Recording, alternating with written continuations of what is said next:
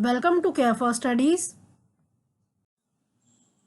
तो आज हम पढ़ेंगे chapter number 2 components of food के कुछ एमसीक्यूज। तो फर्स्ट क्वेश्चन है carbohydrates can be tested by using dash, और ऑप्शंस हैं आयोडीन सोल्यूशन, सेकंड ऑप्शन है कॉस्टिक सोडा, थर्ड ऑप्शन है कॉपर सल्फेट और लास्ट ऑप्शन है फेलिंग सोल्यूशन। अब कार्बोहाइड्रेट हम कौन से सोल्यूशन की मदद से डिटेक्ट कर सकते हैं? तो हमने पढ़ा है स्टार्च के बारे में, हमने पढ़ा है कि स्टार्च आयोडीन सोल्यूशन से हम डिटेक्ट करते हैं। और स्टार्च क्या है?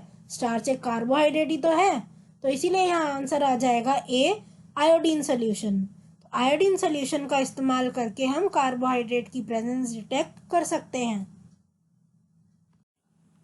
Next is which pair of statements best describe a deficiency disease.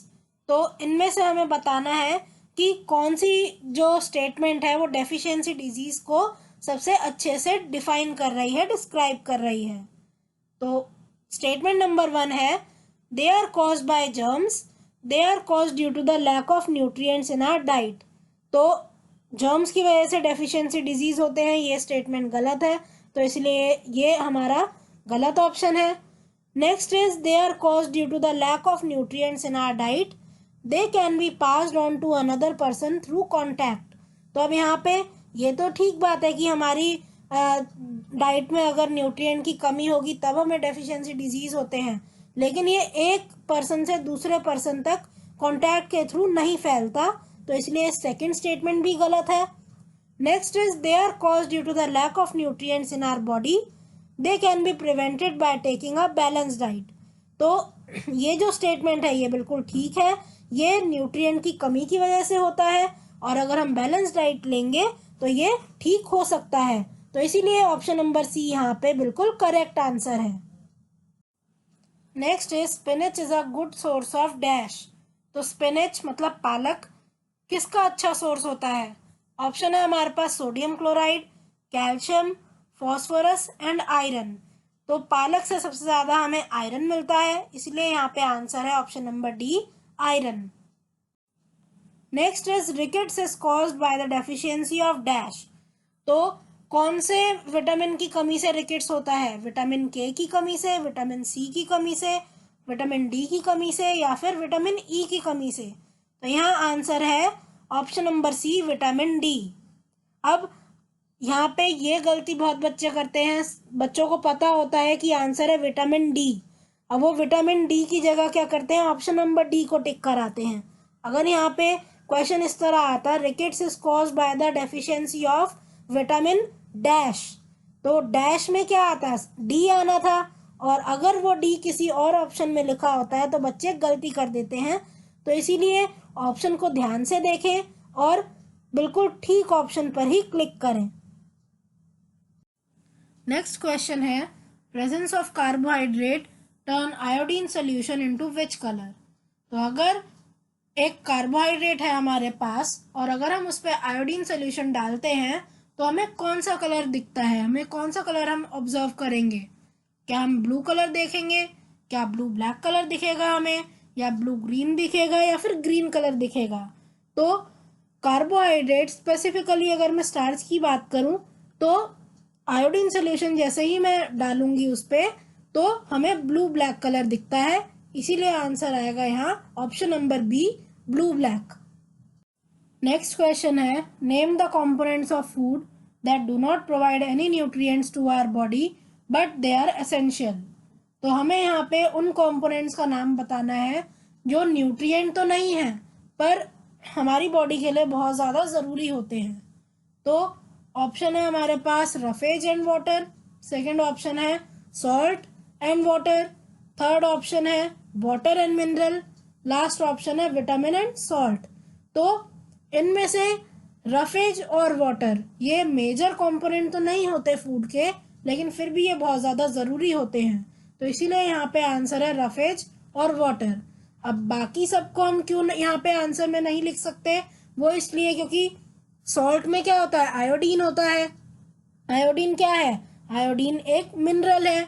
इसी तरह विटामिन और मिनरल ये तो मेजर कंपोनेंट होते ही हैं फूड के, तो इसलिए ऑप्शन नंबर बी, सी और डी यहाँ गलत है।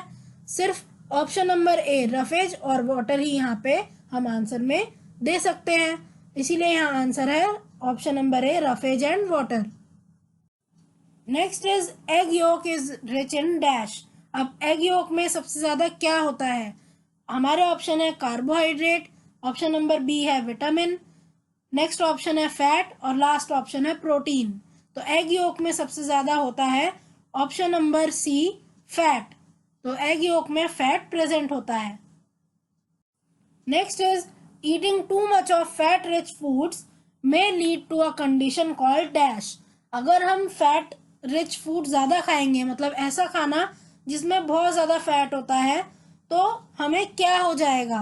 बेरी बेरी, स्कर्वी, कॉइटर या ओबेसिटी। तो हमें हो जाएगी ओबेसिटी, मतलब मोटापा हो जाता है अगर हम फैट रिच फूड ज़्यादा खाते हैं तो।